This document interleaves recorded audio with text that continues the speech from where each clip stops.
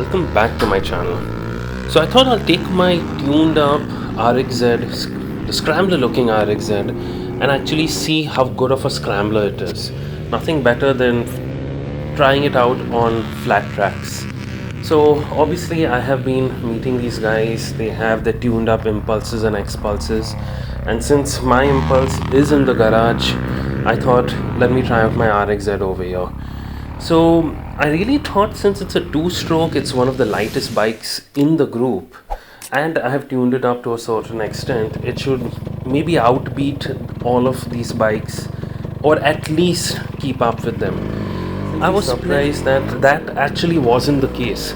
Now obviously there are various factors to be considered.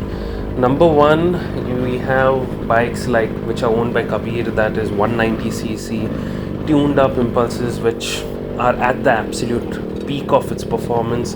You have Xpulses that obviously have a cubic capacity advantage as well as horsepower advantage, and more importantly, you got to understand these bikes are specifically built and tuned for such track conditions, and the people who are riding these bikes also know these tracks far better than what I do. This is like the first time I'm getting my here. Other conditions to be considered is the tire configuration, the grip on the tires. I'm running a 7-year-old thin stock tires that usually are placed on the Yamaha, so grip was not my advantage. And the most important thing, and I think this was a big backdraw from my end, I was not properly covered in terms of biking armor. I had a normal riding jacket and that's about it. I had no gloves, I had no knee pads, I had no riding shoes, so just in case if there is a mishap, I would get really injured. So I had to be a little precautious while riding the bike as well. But irrespective, even if I did have full armor, I still don't think my bike could have caught up with these tuned machines. Now it's not like the Yamaha cannot catch up with these bikes, it definitely can. But what matters is how much do you want to tune the engine. You got to understand, more you tune your engine, more the lifespan of the engine decreases, more regularly you need to maintain the engine. I maintain my engine once a year because I've tuned it up to a certain extent that I can take it from Bombay to Goa as well, Bombay to Ladakh as well, and go on a everyday office journey as well. So the bike is tuned where it is powerful as well as reliable. Now that is my set of tune, and again, with this particular set of tune, I could not catch up with the Xpulses or the Impulses over there. But anyway, I had a lot of fun, and I'm sure by seeing the video, I'm sure even you will agree on the same. So yes, this is my conclusion. I thought it would be a nice 2-stroke versus 4-stroke battle of a video. No, it wasn't. But anyway, it was good fun, and I'm waiting for my Impulse to get, my charisma powered Impulse to get ready, and let's see how she performs over there.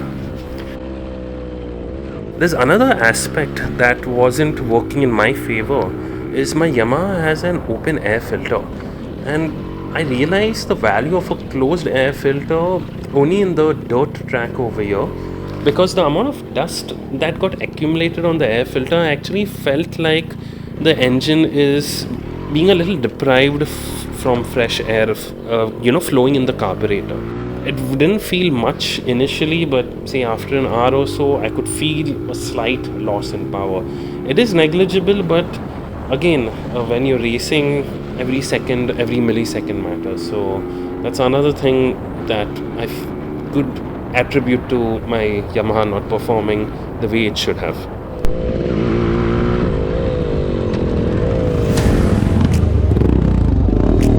Are you going full out?